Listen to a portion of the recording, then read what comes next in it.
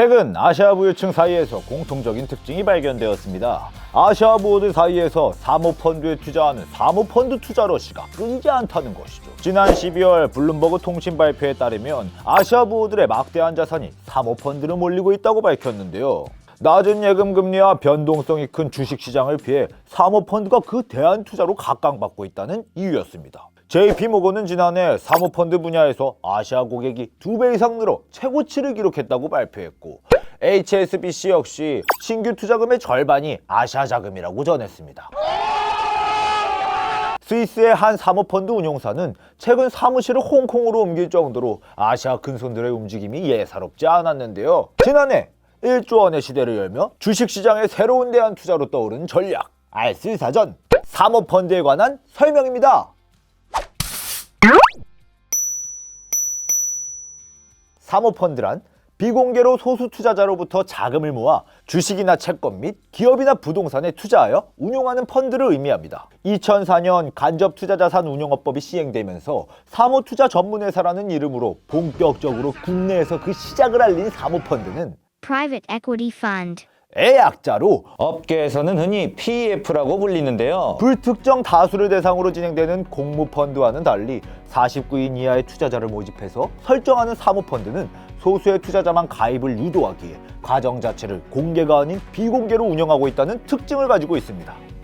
기업의 내부 정보를 확인할 수 있다는 장점을 가지고 있는 사모펀드는 기업에 대한 경영권 참여 목적의 투자를 통해 경영 참여 및 사업가 지배구조를 개선할 수 있다는 권한을 가지고 있기도 합니다. 지난 12월 두산건설을 인수한 사모펀드 운용사가 경영진을 전면 교체한 일화가 대표적인데요. 두산건설을 인수한 사모펀드 운용사인 큐캐피탈 컨소시엄은 기존 두산건설 대표이사를 교체하고 사모펀드가 직접 경영에 나서기로 한 것인데요.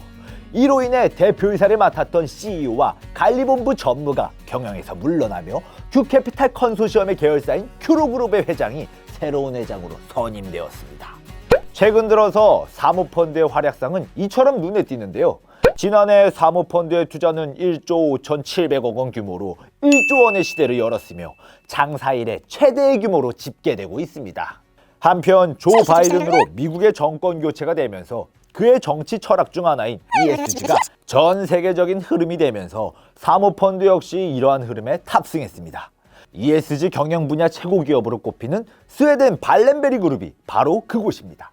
스웨덴의 발렌베리 가문이 세운 사모투자 펀드 운용사인 EOT 파트너스는 지난해 12월 SK그룹과의 만남을 통해 그린에너지와 헬스케어 등 미래 유망 분야 투자 관련 협력을 강화하자는데 뜻을 모았는데요.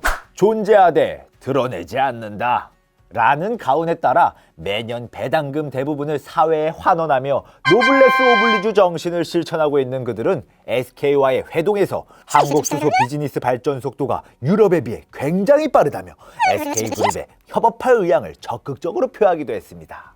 기업이나 기관이 사모펀드 운용사를 선정할 때도 이러한 가치관이 반영이 되기도 합니다.